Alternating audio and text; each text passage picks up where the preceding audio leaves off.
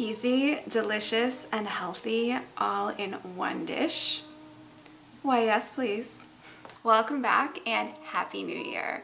Today I thought I would make one of my favorite recipes, which is a chickpea curry made with a cashew cream sauce. So a curry is a little hard to define because it's a very broad term. It basically just means a dish that's made with a bunch of spices and sometimes sauce, sometimes no sauce.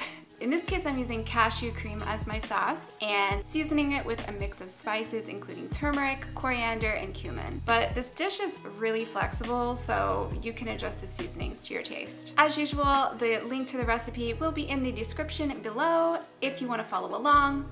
Now, let's get started. So I have 70 grams of cashews that I have already soaked. I usually prefer to go with weights on the cashews just because if they're wholes or pieces, they can take up different amounts of space. But if you don't have a scale, it's about half a cup.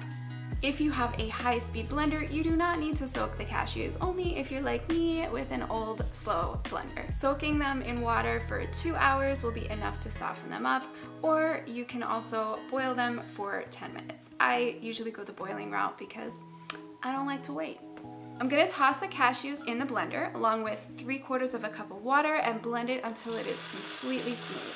This could take 2 to 4 minutes or so, depending on your blender. Once it's smooth, I'm going to add in a tablespoon of tomato paste and blend it again until it's evenly distributed. The next thing I'm going to do is mix up my spice blend so it's ready when I need it.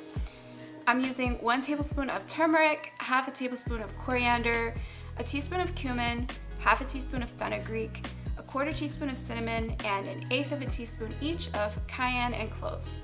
You can leave the cayenne out if you don't want any spice, and like I said, feel free to adjust any of these spices to your liking. Now I'm gonna add a tablespoon of coconut oil to a medium saucepan over medium heat, and I'll add in a cup of diced onion. If you don't have coconut oil, you can use safflower oil or just a light neutral oil. And I'm gonna wait for the onions to just start to brown, which should take about 5 minutes. Then I'm gonna add 2 tablespoons each of minced ginger and garlic. After that's cooked for another minute or so, I'll add my spice blend and let it cook until it's fragrant. Now it's time to add my tomatoes. I have 1 cup of diced tomatoes that I'm gonna add in, and I'm also gonna add a splash of water to keep everything from drying out. You can add a little bit of water anytime your pot looks too dry. And I'm just gonna cook this for about 15 minutes until the tomatoes are nice and soft. Now I'm just gonna mix in a can of chickpeas without the aquafaba, my cashew cream,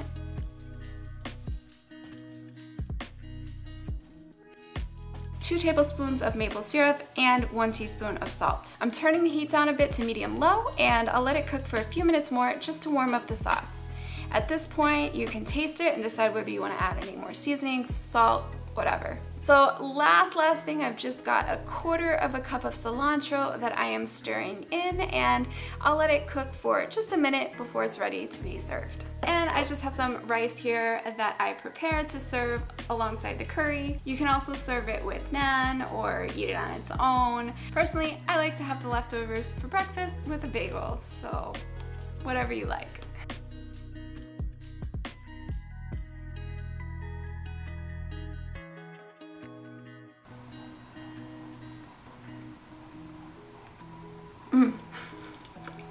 This is so good. What I really love about this recipe is that it is so flavorful and it doesn't have any of the junk. I mean, it does have some maple syrup, and you know, if you really wanted to go no sugar and totally healthy, you could leave the maple syrup out. But other than that, it's healthy and it's so delicious. There's also fresh ginger and ground turmeric in here, which both have anti-inflammatory properties, and there's protein from the chickpeas and the cashews. Try it, let me know what you think in the comments. That is all for this first video of 2022, but I do have a lot planned for this year that I am looking forward to sharing with you all. Thank you so much for watching, and hopefully I'll see you in the next one.